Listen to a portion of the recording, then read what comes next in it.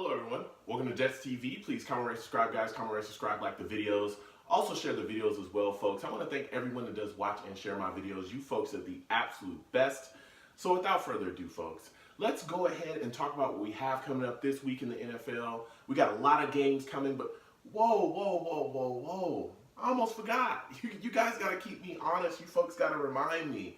Before I get into week 2, I need to talk about my week 1 recap. I made some picks in week 1. And I need to talk about it. I need to go over my results. So let's go ahead and get right into it. First game that I covered, Steelers versus the Browns. Man, took the Steelers in this football game. I didn't get a W and I didn't get an L. It was actually a tie. The Steelers and Browns tied 21-21. The Steelers made way too many mistakes. You know, the Browns played hard. They played very solid. It was a hard-fought game. But the Steelers had a ton of turnovers.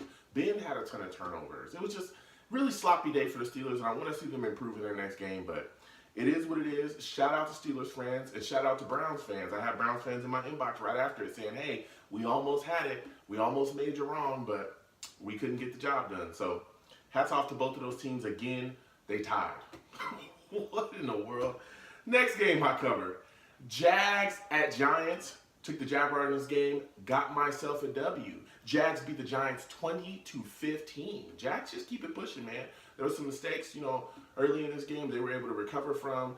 Giants actually made a big mistake late with a fumble. Jags were able to recover that, and boom, game was over. So shout out to Jags fans. You guys got yourselves a W. I took the Jags, so I got myself a W as well. And last but not least, my favorite game, your favorite game, our favorite game, the Jets game, baby, all right? Jets at Lions. It was Monday night. You know, I took the Lions in this football game. I said, you know, the Jets would have issues with the pass rush. I could not be happier that I was wrong. Jets beat the Lions 48-17. Oh, my goodness. What a beating, man. The Jets just played well in all phases of the game, to be absolutely honest with you.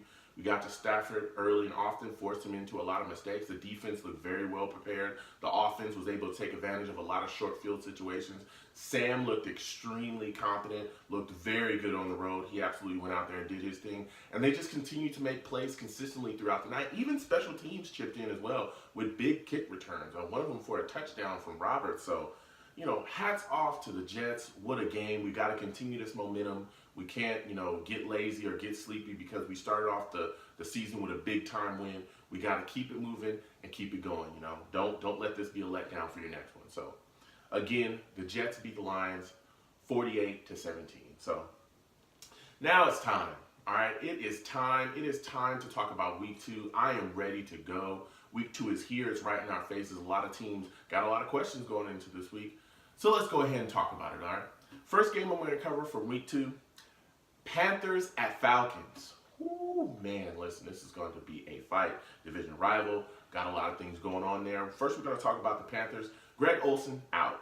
All right, he's refractured that foot. There's some issues there.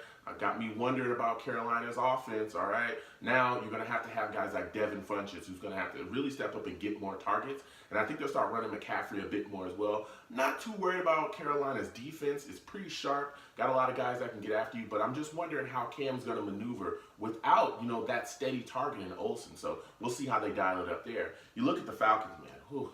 Falcons, they lost Keanu Neal. That's a versatile safety in their system. He's gone for the season. Dante Freeman looks like he's not going to play either. He's dealing with a knee issue. So now they turn the backfield full-time over to Tevin Coleman, who's a very solid back. You know, him and Devontae Freeman also split time. So I don't have any issues there. My problems with the Falcons mainly is their offensive game plan. It's like, what is going on out here? You know, you look at their last game, they had issues, just like they kind of had issues last year as well, dealing with scoring in the red zone. They have issues punching it in. They can get there, but they can't, you know, get that touchdown. And then it seems like this year, anybody that's not named Julio Jones is not getting the ball. ball. Like, it was ridiculous. It just seemed like Ryan was just targeting him time after time after time. And you got other guys out there, Mohamed Sanu's out there. Like, there's other guys running around that you guys have to find a way to get them the ball as well and get them involved in the football game. So I'm just worried about the Falcons' offense and where it's going here. But I think this is a game where they can kind of fix things. This is a divisional opponent again, so they know them. They're very familiar with them. And they just got to tweak it up just a bit. So with all that said and done, man, I am taking the Atlanta Falcons to beat the Panthers 24-20, all right, guys? 24-20. I think they just find a way late in the game to get a score and pull away. But they've got to clean some stuff up there offensively. So next game I want to talk about, Lions at 49ers. Oh, man. You look at the 49ers, Jimmy G, it's kind of been up and down, man. He had some critical interceptions in his last game. Got me wondering. We all know McKinnon's out for the year. He suffered an injury, a little bit earlier in the season, so he's done. Wasn't even really able to start the season with them either. But you got guys that have picked up, a little bit of the slack there with Breida and the other backs that they have. I'm a little bit more worried about the 49ers defense and how they manufacture pressure to get to Stafford in this football game. Because if you look at the Lions right now, especially coming over on a West Coast swing, they've got a lot of questions they damn self. I mean, the fan base, the way the Jets shellacked them last week, the fan base is just absolutely livid, all right?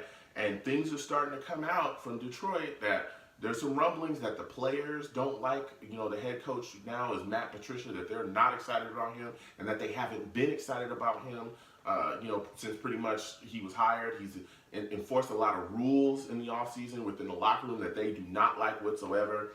The offensive coordinator, Jim Bob Cooter, goodness gracious, his offense is about as predictable as it gets. The Jets players, even when we played them, Darren Lee came out and basically said they knew all the signals. They knew exactly what they were calling every single play. I've heard rumblings that in the past from other teams' players as well. When they would face the Lions, they would be telling Lions offensive players on the field that they knew exactly what they were running. I mean, Jim Bob's got to clean that up, man. He's absolutely got to clean that up. You look at the personnel. Stafford is banged up. He's dealing with a shin injury. We really absolutely laid the lumber to him early and often in the game we played, and we saw the effects there. So he's hobbling into this football game. You look at that offense, man, they've got to get it together. I feel like Marvin Jones Jr. really needs to be more involved in the offense. We all know Golden Tate on the bubble screen and stuff like that, but this is a really good wide receiver who I feel like gets left out from time to time. One of the reasons I think he gets left out is because a lot of the targets is primarily, especially in the game when we played them, Kenny Golladay was out there beasting. I mean, that's another wide receiver that they have that is a really sharp young guy that's really coming on, but often Marvin Jones, for whatever reason, just kind of gets left in the abyss, just out there, and he just doesn't get much his way. So I think they have to clean some of that stuff up and really find a way to balance their offense too, because their running game is not good, and it hasn't been good for a while. They've gone so long without a 100-yard rusher in a game. It's ridiculous. They brought in, Blunt. They brought in. They got Abdullah. They drafted Kerryon Johnson.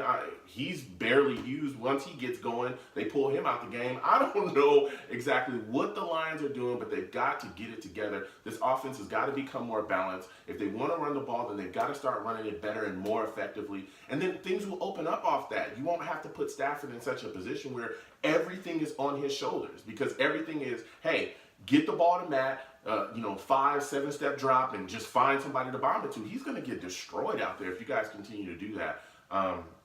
But with all that said, man, I know it's a West Coast swing. I know things are on fire in Detroit right now, but I am taking the Detroit Lions to beat the 49ers 27-20.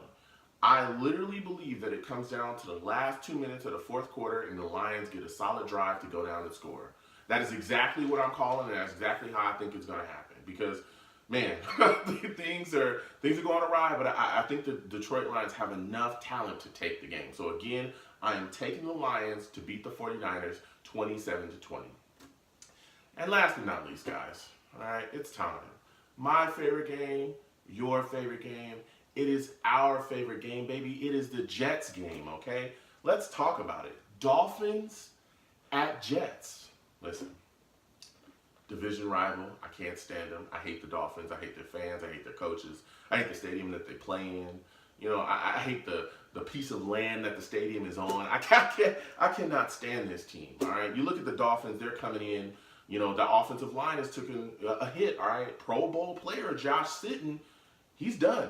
Done for the season. He's out. He's not going to be playing against us. That is a big time hole in that offensive line. I know they have Laramie Tunsil there as well. They're pretty stout along those positions, but they're going to have to find somebody to step in and take that place and be able to block effectively for him as well. You look at the other offensive weapons that they have, Steels, Drake, who is a back that has really come on. That's one of the weapons I'm afraid of as well, especially his ability to come out the backfield and catch the football. Devontae Parker, he may be playing in this game as well. He's coming back from an injury. He hasn't, I don't know if he's necessarily been cleared all the way yet, but they're looking at really having him play and starting. So he's another weapon that is extremely explosive. You get the football in his hands, he's a blazer, and he could put up 6 very quick. So that's another guy I think the Jets really have to pay attention to. You look at the defensive side of the football, I think that this scares me more than anything else is because they have 2 guys now, 2 pass rushers. They got Quinn, who's a guy that can get to you. They got, you know, Wake is another guy that can absolutely get to you. And Wake, to me, causes the most problems because we've seen him for so long, you know, here with the Dolphins. And it just seems like he has our number. He's always able to make plays against our offense. I don't know what it is, but the guy just constantly is on the back of any quarterback that we have every single game. He's able to get in and get those sacks. So the Jets have to get him blocked. They have to find a way to take him out of the football game. Kiko Alonso is also another good linebacker they have as well. They move him around, and he can be very effective, you know, making plays, whether it be rushing or even in coverage. They have a solid safety, too, that can definitely get after it if you snooze on him. So Sam's got to be careful where he throws the football. He's also got to be careful. They also have to be careful about how they protect Sam as well. You look at the Jets coming into this football game. Our defense, you know, played very solidly against the Lions, but I was looking forward to seeing Marcus May come back in this game, and it looks like he's not going to be playing in this game either. You know, I know Doug Middleton has been a guy that has stepped up. We also got Terrence Brooks out there, so I'm not necessarily worried. Even J.J. Wilcox, who's looked very solid back there at safety as well, and in special teams.